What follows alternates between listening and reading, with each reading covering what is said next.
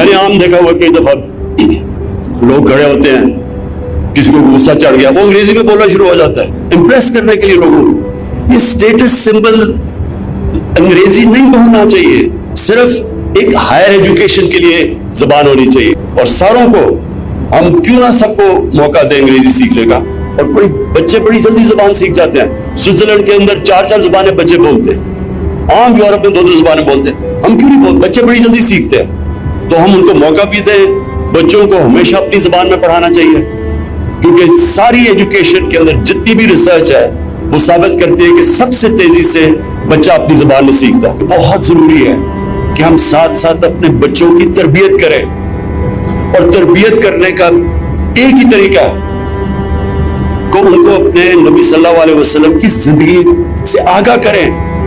वो दुनिया में सबसे अजीम इंसान थे, ना कोई आया है ना कभी आएगा।